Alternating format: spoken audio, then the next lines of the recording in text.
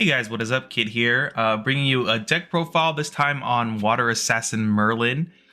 This is the build I've been having the most success with in general, and I feel like if you're going for Water Merlin, this is kind of the direction you want to go. I feel like it's kind of already half built from the Recollection deck, essentially, and then we just add the extra pieces on here to add more consistency and more actual range to end games. So we'll start off with the material deck here. We're on Spirit of Water. So I feel like having the extra card is a little bit more important than just finding like quiet reflections as soon as possible. So I prefer to just do the normal Spirit of Water over Fragmented, for example. But I think Fragmented is also a fine choice here if you feel like you can get away with it. For some reason, I just always feel better at a 7-card hand and keeping around a 7-card hand for most of the game until going to level 3. And that's why I kind of start with Spirit of Water. If you do decide to go Spirit of Fragment, you could probably somehow find a way to fit in, what is that card's name? Gentle Respite. All right, obviously Merlin deck, so Merlin level 1. It's really important to get the on-enter effect every time possible because it actually adds a lot to the ability of Merlin to be able to add extra sheen counters onto the board while also clearing things without having to really invest anything into it. Level 2 is pretty strong too. We'll explain why when we get into it. But this card itself combos very, very well with Protector at all costs. And then Merlin level 3, we know this one too. Just a note, some people play this wrong. When you level up, if you have 6 sheen counters and you level up and get 2 more from Quiet Refraction, you actually don't get the on-enter. You have to have 8 already before you level up. Otherwise, the card doesn't even have an on-enter, and then you just lose out on the draw. That's like really important for the deck. Backup Charger, we're in Water, we're playing Fracture Ice, so having the ability to go up a card and then turn the battery into a tappable resource or reservable resource is really big for Water in general. So Backup Charger is probably always going to be a staple unless there's another card that ends up making a token later on.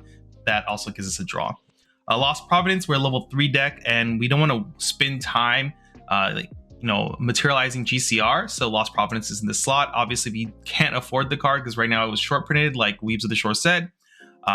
Go ahead and put GCR in the slot because sometimes you do have those weird in-between turns where you don't really need to get any protection or another weapon out, and you don't know what to really get, so you just kind of get one of them and just like sit on it for a while and before you get to level 3. So GCR is a fine choice in those scenarios, but at the end of the day, I like Lost Providence because it does make it so there's one less materialization phase you really need to get a draw. Mercenary Blade, it's going to be in the deck until if it gets banned, if ever.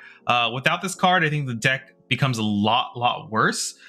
You probably have to focus it in a different direction. But the ability of Mercy Blade being able to come out for 1 preparation counter is really huge for the deck. Prismatic Scepter is just basically the Merlin branded backup charger. Really good card. We get to put some sheen on the enemy. That's always good. That means this is one of the few ways we can get sheen, and then draws a card.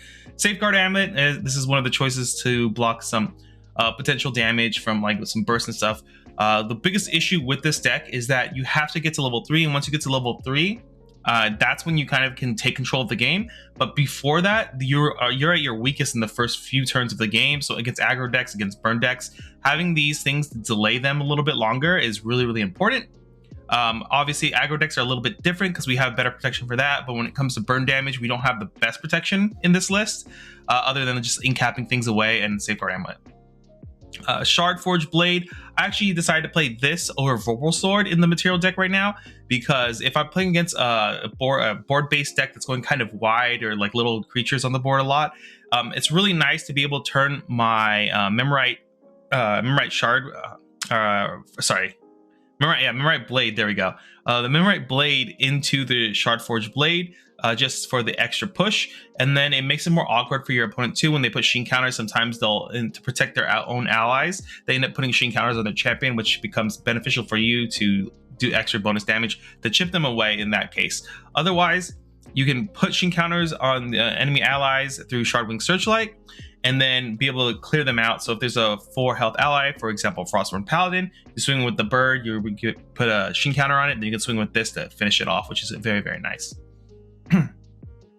Terrafring, like I said, the early aggro is a really big issue for this deck. If you hit into a very aggressive matchup and you just don't draw the right pieces, you need to get an extra turn. Terrafring's there for you. Very, very good early game. Terrafring kind of not as good late game unless we lose one of the pieces to our win condition, Labyrinth. If we don't have that, then Terrafring can help maybe buy us a turn. But at the end of the day, Terrafring is more for an early game stabilization into being able to get to our level 3 game plan. And then finally, Luminous Quartz. This is not needed every game. It's just nice to have. But it's one of the ways where if we don't find one of the ways to close out the game, we can just pull this from our material deck and try to end it that way. Otherwise, a lot of the times we'll use like infinite scintillation to just burn our opponent out that way. All right, on to the main deck here. So level 3 deck, we have 4 dungeon guide. It's very important that we see the dungeon guide on time. We don't want to spend a materialization phase a lot of time going into Merlin level 3. I'd rather DG into 3, have a body on the board, and then like get a draw from the on-enter effect and everything like that. It's really a really great card in this deck, and honestly any level 3 deck for the most part. Next, Incap. It's one of the big reasons to be able to play Assassin. It's like probably one of the better negates in the game because it's a hard negate, even though it's only for action cards. Luckily, there's a lot of things we're weak to are action cards, so we can just Incap those away. Infinite Scintillation. Now, this card is actually really powerful in water itself, or whenever your opponent starts like putting lots of hand down and they end up generating a lot of sheen counters for you, because every time they recollect 3 or more cards, every batch of 3, they put a machine counter on a unit from our level 1 inherited effect, which is really huge. Which means that if they put too many machine counters on their champion when they're the only champion on the, or when they only have the unit on the board, at some points this can hit for really huge numbers of like 7 or even more sometimes, which has happened prior to going to the Labyrinth combo. So I have some one-ofs in this list. So this is one of those. It's those one-ofs are your like flex spot of you can play anything you want in those slots. These are things I've been testing and I've been enjoying and having fun with. They're not necessarily needed in those slots to win games, but they're very good. So if your meta has a lot of people going huge hands, Mirrorbound Covenant is a really good card to play in this list because it limits our opponent's influence to 7 by the end of their turn, which means our Labyrinth Jeweled Opus will be able to protect us constantly and buy us more than enough time to find the cards to win the game in 1 turn. Protector at all costs is insane. This not only doubles as a protection spell, but it is also an ally. So whenever we do this, we summon a Memorial Obelisk token with 2 sheen counters on it, and then you may change the target of an attack to the token. So this is kind of what I talked about earlier. This card is a really great combo card with our level 2 because our level 2's on enter is put 2 sheen counters on target unit, not target enemy unit, not opponent or anything like that. It's target unit, which means we can target our own allies, which means that when we use Protector at all costs and we go ahead and get our Obelisk out, these are 0/1s, but for every sheen counter they have on it, they get +1/+1. So when we do Protector at all costs, when we know we're going into our level 2 at the end of our opponent's turn, if they didn't like swing or anything for us to like really remove, we could play Protector at all costs. We get a 2/3, and then when we level up, we put 2 more sheen counters on it, making it a 4/5, and it becomes an immediate threat they have to answer. And the nice part about that is if they do answer it, they put 4 sheen counters on your fractured memories, which is really big for Merlin. And then if they don't, you got to swing in every turn with a 4/5 until they lose the game, which is really great. Other than that, like I said, this doubles up as protection. It's a really great protection too. If people all in on a swing or something, you're just like, yeah, I'm going to move that 13 damage to this and gain 2 sheen. It's a really great card. Shardwing Searchlight is the card also that's like incredibly annoying. Depending on how many like sweepers there are in this format, you may want to play less of this maybe, and maybe just go with Sadie's or something. But Shardwing Searchlight is really big because it not only does it put a 1/2 token on the board that has Stealth and True Sight, so it's quite annoying to actually deal with. But what's really great about it is the card's effect itself, which is until end of turn, memory objects you control gain on hit, put a sheen counter on the hit object. This also includes your Memorite Blade that you get with Merlin, which means your attacks with this on the turn you resolve Shardwing Searchlight also generate a sheen on your opponent, and you just combo it in with the Fractured Memories where on champion hit you get to choose the order of these things resolving, so you can put the sheen counter on your opponent first, then take off the sheen on the champion hit back from your fractured memories, and to get enough sheen counters on your on the enemy champion to do the extra bonus damage from this effect, which is really great. It happens a lot more than you think. It's really powerful. So keep that in mind when you do use Shardwing Searchlight. It's a really good reason to still keep Memorite Blade around before like swapping into the next sword to get one of these off. Other than that, if you have 4 more sheen counter on your fractured memories, you get 2 1/2 birds. So you're essentially paying 3 for 2/4 in stats, which is pretty good because people are willing to pay 3 a lot of times for 2/3 in stats. But in this case, you get an extra boost in health, which is nice. And then it has protection and it's kind of wide, so you can kind of split up the damage how you like.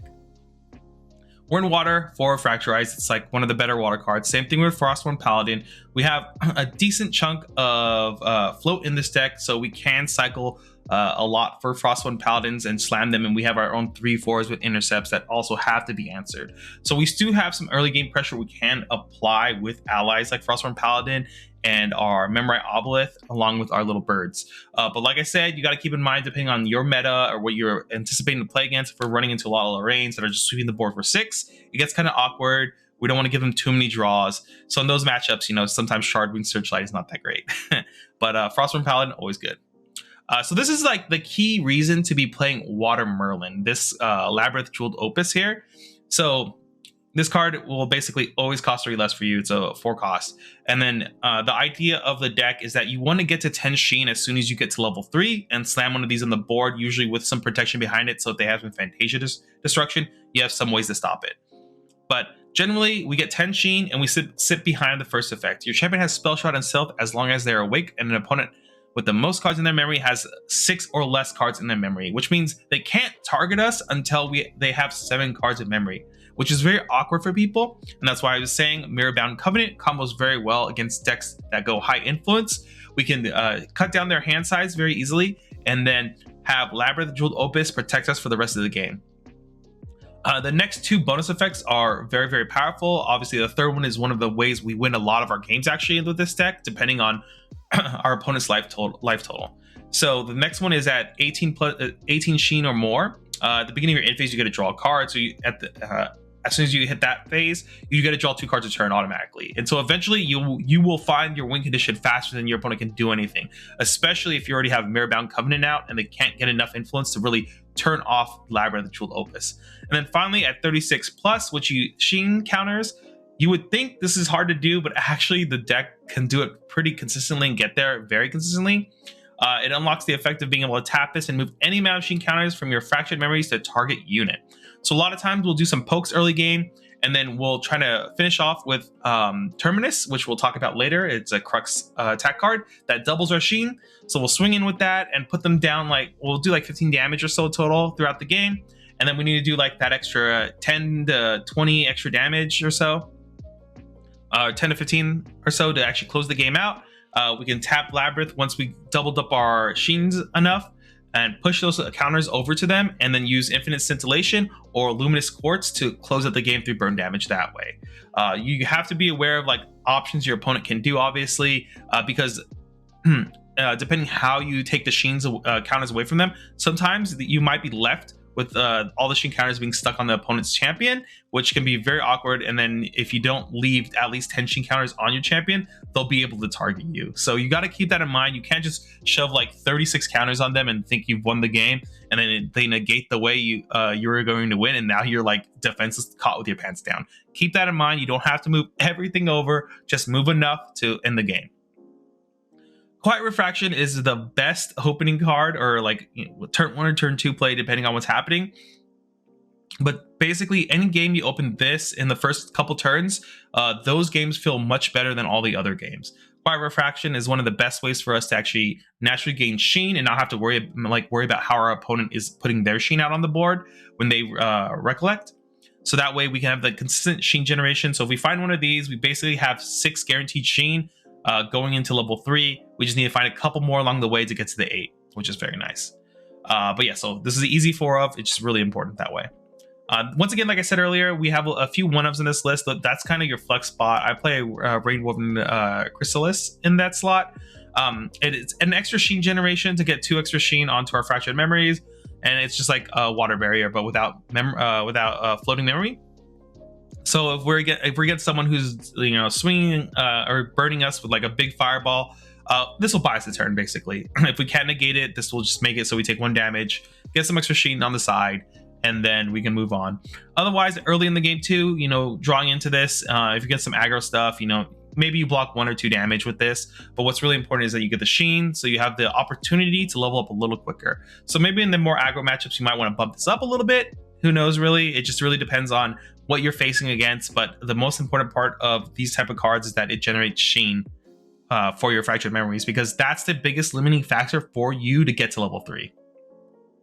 We play 4 Spalling Cleanse. Oddly enough, depending on how your game is going, leveling up and going to using Spalling Cleanse is kind of awkward. If you're in an aggro matchup, you kind of want to use one of these early on, I feel like, just to get the heal 3 and and then level up to the level 1 Merlin. Otherwise, when you level up to the level 1 Merlin, sometimes this card is basically shut off for healing for like at least 3 turns or so, depending on how the sheen generation is going, because you need to have 7 or more sheens to get the heal 3. If you don't, you get 2 sheen counters on your fractured memories, which is very awkward sometimes. So very much keep that in mind on how you play this card. But this is also sheen generation we absolutely need. It's floating memory. It plays into our game plan. This card's great. You should just play it as a 4 of. Like I said, early game, we have some... we're afraid of like these weird aggro matchups. So Throne Keeper Bullfrog is a really great 0/4 taunter with floating memory to help get us there. It also like buys us some time in the early game if we want to stay on Spirit for an extra turn instead of going immediately to level 1. A lot of times it's more beneficial to go immediately to level 1 if possible, because at that point, if they start every turn they recollect, that's more sheen counters they have to place on the board for you to steal from them. Other than that, it's just a really good stopgap measure against like the small aggros poking you for 1/1/1/1, and then they had to spend basically a few attacks to remove a Thronekeeper Bullfrog, and then you get a floating memory out of it, which is great. Finally, Will to Save. This card has been amazingly great. So it's a 1 cost floating memory, which is all that's insane. But you may rest your champion. If you do, you put a preparation counter on it. So this is one of the ways we get preparation counters. A lot of the time, we want only about 4 preparation counters is all we really need to like guarantee a lot of wins. But 3 is like just the right amount. You gain 2 preparation counters from just naturally playing your level 2 and level 3. Because both of those on-enter effects do generate a preparation counter for you, or their effect does, which is really important. So at least you sing one of these early on to get that extra 3rd preparation counter at the minimum is very, very good for you. And it's also floating memory. One thing to note about this too is you only get the preparation counter if you rest your champion. So using this early on is good, but late game it's really bad. But what's nice about this card is you don't have to rest your champion. If you just need the float in memory for like a Frostborn Paladin, you can pay 1 and dump this card into the grave and then play Frostborn Paladin. So you're essentially paying 4 for Frostborn Paladin in a weird way. But you get the draw at least. So it's a really easy card to cycle without having to rest your champion even. But obviously, the earlier you see this card, it's very nice because there's some turns where you just don't have to swing in with Merlin or anything. And you might as well just get a preparation counter and a floating memory into grave to like have a natural flow of leveling up and getting enough prep counters to go ahead and pop off in the later game. All right, so we're on to the Crux stuff. Once again, this is another one of, personally, I'm probably going to bump this up to 2. I really like this card right now. Due to us playing Mercenary's Blade, this card essentially reads pay 1, gain a prep counter, and draw a card at fast speed. Otherwise, naturally, it's pay 1 as an additional cost. You activate this card, return a Regalia card you control to its owner's material deck. And then you draw a card and put 2 preparation counters on your champion. So the idea is that because this generates 2 prep counters, that means Mercenary Blade, paying 1 to bring Mercenary's Blade out means that, and we played this card, means that we naturally get to go up prep counters and not really go down on hand or anything like that. You got to keep that in mind too, that the thing you put away as well, you can't, because of how Mercenary Blade works, I believe. Let me double check. I'm pretty sure you can only activate this at slow speed, like a materialization. If not, that's even more busted than I thought it was. But that's how I've been playing it, at least. Which means that you can't, if you're going to do this at fast speed in response, like during recollection or something, you got to remember that you can't like pay a prep counter to bring it out, then do this. It has to already be out. But yeah, per card is really great. Gives us the extra prep. Lets us dig a little bit. Digging this deck is really important, especially when we get to level 3, because when we hit level 3, we kind of want to find our pieces as soon as possible to close out the game. Ghost of Pendragon, we're in Crux. We have Mercenary's Blade to abuse with prep counters, just like Ghost of Pendragon. It's a 3-4 beater. Worst case scenario, you just beat them down with 3-4s until you win the game, and this helps you draw into more cards the longer the game goes. So Spirit Blade Terminus is kind of how we win games. So it has prep 1, and then Terminus gets +1 for every 4 Sheen counters on your Fractured Memories. But it has on hit, if it was prepped, you double the amount of Sheen counters on your Fractured Memories, and then you put this in your memory. So you don't necessarily go down any cards that turn you do this. The downside to this card is that if you don't in them that turn, your Labyrinth Jeweled Opus doesn't protect you, and then you kind of lose the game from there. But the way we combat that is we play Spirit's Blessing. So this is once again, it's a pay 1 as additional cost. You activate this card, return a Regalia you control to its owner's material deck, which means Mercenary's Blade becomes like this remove a prep, pay 1, wake up your champion, and draw a card. So you don't go down in hand size at all. You keep your influence up, which is really, really important for the deck. You get to dig a little bit, but if you high roll into a second Terminus, you could swing again on the same turn with Terminus and do even more damage, because the first Terminus now doubled your Sheen. You usually go from something like 10 to 12, like 10, 12 Sheen is usually when this comes out and you start swinging with this. You go to like 24, and then this one the second one swings in, and you go to 48, and then you can do the whole Labyrinth Opus, move over like 20 counters, and then kill them immediately. That's kind of how the deck plays out a lot of the time if you go ahead and do that, at least that path. But Spirit's Blessing has been a really powerful card in my opinion. I know there's other ways to restand Merlin, but this is the way I've liked it the most because it's at fast speed. It doesn't really like lose to too much. You can kind of incap their responses if they try to like negate this or something like that. What's really nice about this too is it kind of works as a counter spell in a sense too, because you could swing, and if they try to do something in response, because now you're tapped and lost Spell Shroud and Stealth, in response to them like try to fireball you, you get Spirit's Blessing, restand your champion, and now it has Spell Shroud again, and then the fireball fizzles, which is really big. You can catch a lot of people with their pants down that way. So sometimes too, you can like swing with your champion, not use Spirit's Blessing, wait till their turn, they do some setup and stuff, and they poke at you, and then they just try to end it with like one big swing. Spirit's Blessing in response, now you have stealth again, and then they can't actually hit your champion, and their attack fizzles, which is really great. So one of the fun things about Spirit's Blessing in this deck, there are a couple other ways to naturally stand your champion. I'll go over those as well. They're kind of in my sideboard cards I want to talk about here.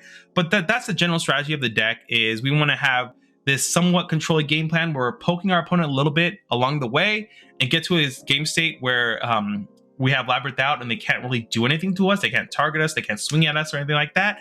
And that gives us enough time to get into a position to win the game, which is really, really strong.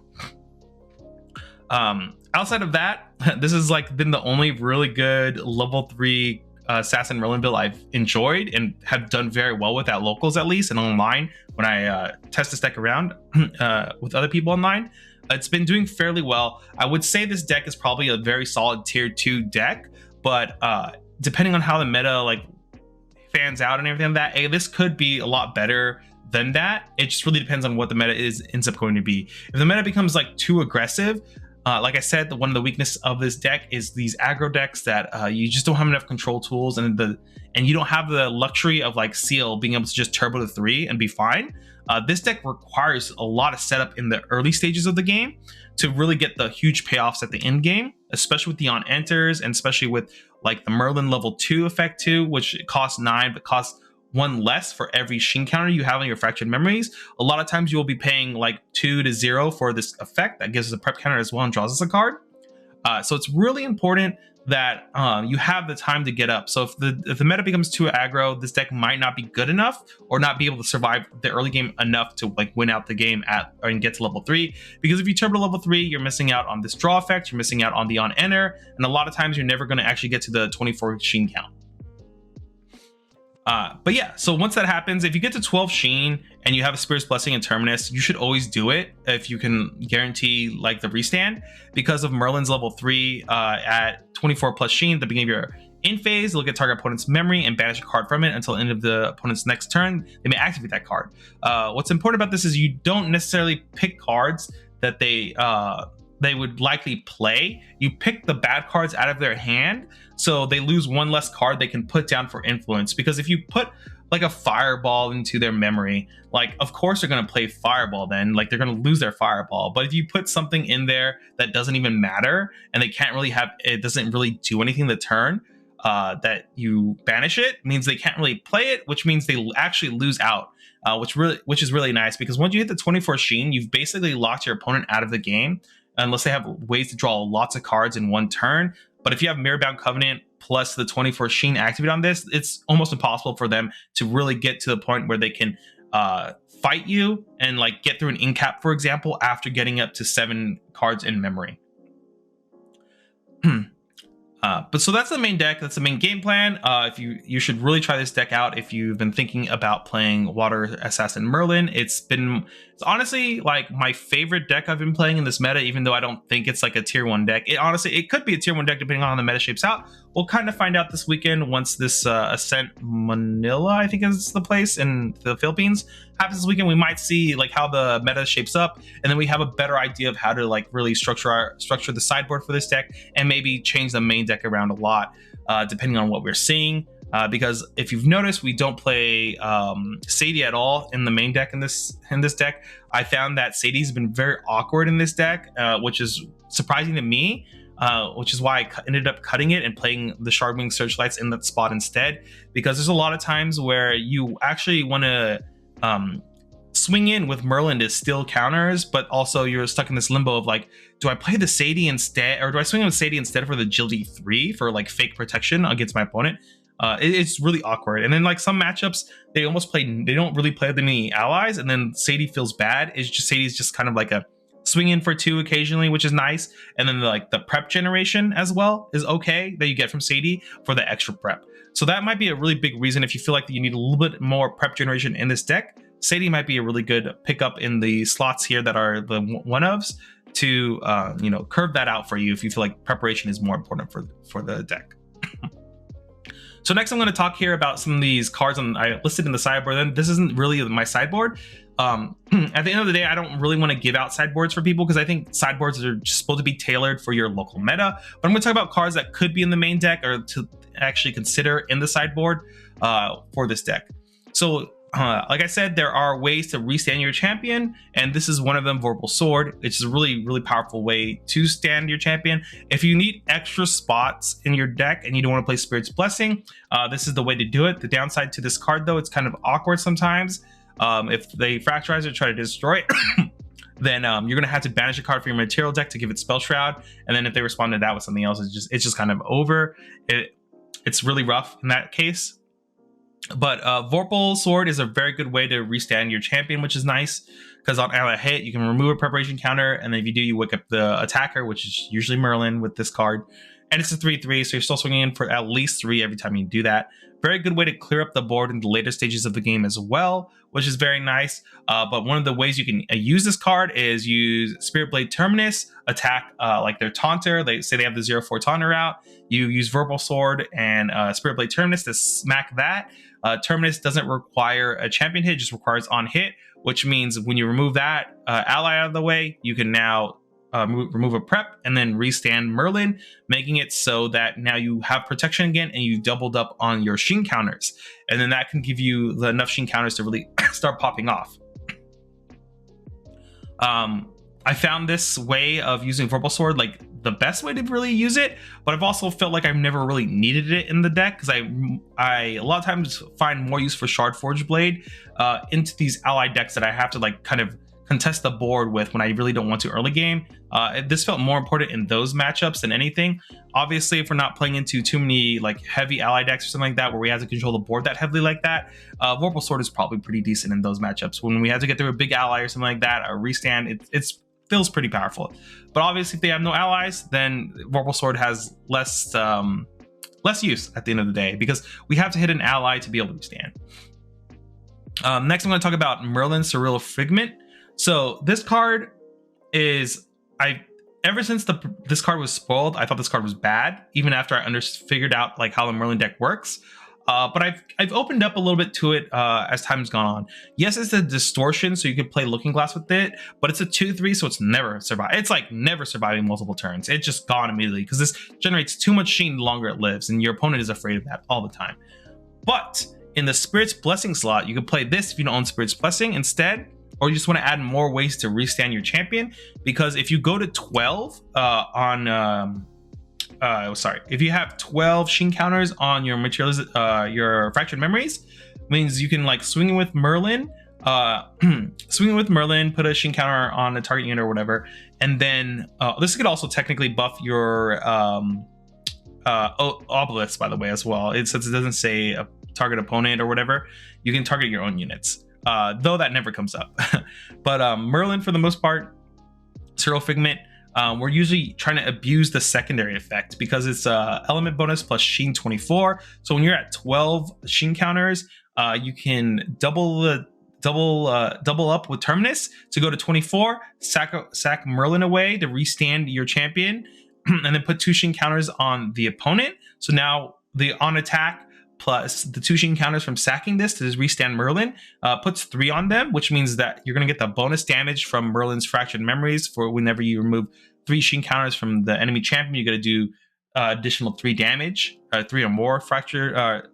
3 or more sheen counters from the enemy champion. You get to do an additional 3 damage from that, which is nice.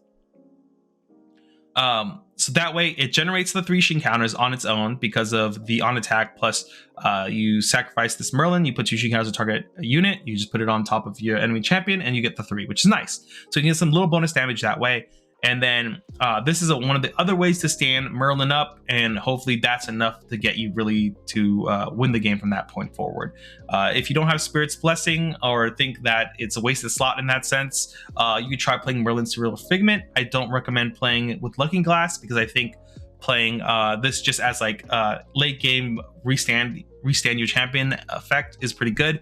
The downside to this card is it does cost 3, which is kind of annoying, but you get some extra bonuses out of it, which is pretty solid overall. But in those weird scenarios where you don't have you're out there playing with Mirrorbound Covenant, you could have some awkward scenarios where you just don't have enough influence that turn to really do everything with this Merlin, because it costs 3 plus itself from hand, plus if you need to swing with your champion, it's just really awkward.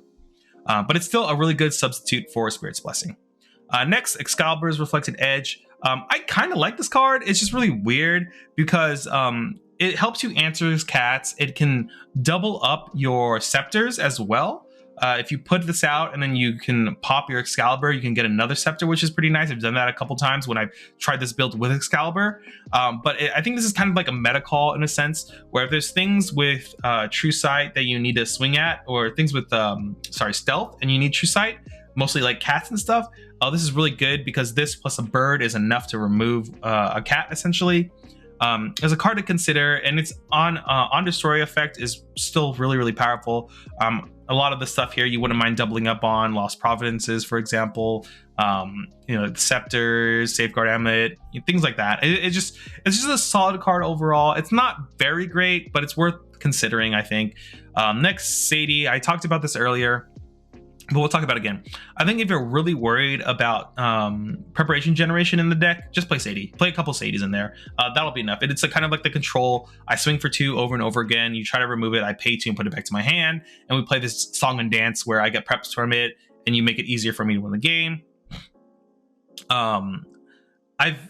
It's really weird because I know for a fact this card is very powerful in a vacuum, but for whatever reason, when I play it in this deck, it just feels too awkward for me. I do believe, though, if you take out all the 1-ofs in this list and you like Sadie, try it with that instead, and maybe cut 1 Shardwing Searchlight. I really like Shardwing Searchlight because I think the Sheen generation is the most important part about Assassin Merlin, and without the Sheen generation, there's like why are we playing the water version of this deck? Because the Sheen is so important to activating everything we want. We might as well just be playing Tristan or something at that point. But yeah, this is still an ally. It's still a really powerful ally. If we start seeing a lot of 2 health allies running around, running rampant, I think Sadie's a really good card to bring back into the main deck. But you know, you could also keep it in the side deck for more of those aggro matchups when you need to control the board as well. But it's a card you should always consider, especially when it comes to needing preparation generation. Topsy Decree is way stronger than I originally thought it was, mostly because of how I think the meta is shaping up to be. This card is really good into seal fire decks, because if they're playing Ovulation plus the food combo, you get to you know, if they're not careful on how they're discarding cards in response to their instep trigger, you can Topsy Decree, have them discard another card and then banish 2 cards from their memory. Or sorry, not from their memory, from their graveyard, and this can really mess up their turns really, really bad. This is definitely a card you should just pick up a playset as soon as possible, because the Banish 2 effect is really powerful. Anytime you're allowed to imbue this as well, it feels really, really good. It also stops them from doing their food combo completely. Yes, you're still going to take at least 4 damage, but usually once you, in response to them, their food resolving, you Topsy Decree, give yourself Spell Shroud, and then now they can't target you and they have to wait till your turn or whatever to like kind of fast speed try to end the game with food. But it's so awkward for them that it kind of like stops them in their tracks in a weird way. You just need to try this card out in that matchup and you'll understand. But if they're not careful on how they omen things, you could just banish away their advents and stuff, and then their Ovulation will never be a problem. So I think when this matchup develops more, and if seal players have to play this matchup more, they'll start to learn, or I guess generally, because almost any deck can play Topsy Decree, but they'll learn very quickly that if they want to play around Topsy Decree, they will have to go down an influence in their hand by opening a card from their hand instead of from their grave, because Topsy Decree will just interrupt that whole process. Stand Before the Queen was a card I tested a lot out very early on because I thought it was very powerful. The more I played with this card, the more I realized it wasn't that good. What I thought it would be good late game, because if they actually got to 7 or more memory cards in memory, I can at least prevent damage and turn on my stealth again, basically, because they usually won't have enough extra cards to really do that. Turns out it doesn't really work that way all the time. It's not that good. A lot of times a swing comes in and it's like 18 damage because you're playing against Seal or something with the big sword or whatever, and you're like, that's cool. The blocking 2 here does nothing, and I still take like 12 damage or whatever. Like, I'm dead. It doesn't matter. And then the floating memory is nice, but it is still a card worth considering. I think early on, if you think you're going to play against some aggro decks that are looking to swing with allies and their champion very early on, Stand Before the Queen is a really good substitute to throw in the deck. I'm not sure what you would exactly cut or move around to like make the room more easier on you, but Stand Before the Queen is a very good anti-aggro card for the early game, and that just gets worse and worse as the game goes on, because a lot of decks nowadays feel like they win the game by doing like 10 plus damage in one swing or something like that. Claim from Beyond, this is another card worth considering. You do banish a lot of stuff naturally through leveling up, through floating memory, through Regalia, and like your level 3, that you can basically target anything you want with Claim from Beyond. So if there are issues where like there's big allies, for example, like the deer in like a Merlin matchup, you can just Claim from Beyond it and it's gone, which is very nice. This gives you answers into things that you normally won't have answers for. In the mirror match, for example, you could try to you can banish a Quiet Reflections through memory cost or something, and then that will activate it so that you can destroy your opponent's labyrinths in response to them at the end of their turn or anything like that when you're ready to actually end the game against them, which is pretty funny. So this is a card I think you should consider in the sideboard a lot for the deck itself. But yeah, these are like kind of the cards I've kind of been like looking at as far as sideboard contenders goes. Obviously, there's other very powerful cards you could be looking at that, yeah, at this point you should be kind of aware of in like the meta of like what protective cards are out there. Like I said, you want to build your sideboard for your local meta or what you plan to play into at the end of the day. So I can't give you the correct sideboard every time. But I've hopefully explained enough about the deck, its game plan, its weaknesses and strengths, that you can kind of come up with that for your local meta. Because if your entire meta is nothing but aggro, obviously you want to be playing a lot of things like Stand Before the Queen, stuff like that, to anti-aggro them to get to level 3 and take control of the game from there. allies there. Stand Before the Queen is not as good. Maybe you play something else like Merlin's for extra restands, Claims from Beyond, maybe Topsy Decree against the seals that in your local meta. It just really depends on from there. But yeah, this has been like the best version of the deck I've been able to come up with and been playing consistently and been enjoying the most. You know, if you've figured out something better than this, or you think I should add or test something else, please let me know. I really, really, really enjoy the level 3 Merlin. This deck, it plays very heavily into the way I like playing a lot of games. I like late game style decks where as the game goes on, I have more control of the game and they're slowly getting choked out of the game. That's my favorite way to play any card game, actually. Is why I'm a disgusting control player. But yeah, so let me know your thoughts below. Let me know how you do with this. If you win some locals with it, let me know. I think ever since I've come up with this build, I've never gone worse than X1 at my locals so far, which has been nice, and which means there is potential for this deck. I've played into the Obligation Seal decks as well. I 2-0'd one of them, and then I went 1-2 against the other one. It's very awkward sometimes, like the Song and Dance against that deck. One of the cards I don't have mentioned here on the sideboard, but you should consider playing if you're playing into a lot of Seal Oblations, is Jianyu. That card is really powerful. I don't know exactly how you would sideboard it in, but in some other decks I've been playing against that matchup, I just Jianyu, Nanfu turns off their big major combo, and the only thing I have to worry about at that point is their Oblations or whatever that do 15 damage if they put Advent in as an Omen, which is the really annoying part. But outside of that, like the deck feels very good. I feel like this is it's kind of like on the cusp of being like a tier 1 contender. I feel like it might actually be tier 1, and I might just be underselling this deck a lot. But it feels like it's on the cusp of being a tier 1 contender, as well as like another Tristan that's going to be able to just always be around and like do its own thing and still like compete against like some of the top tier decks. I really like this deck a lot, so try it out. Let me know what you've been doing with Assassin Merlin, because I've been enjoying her so much.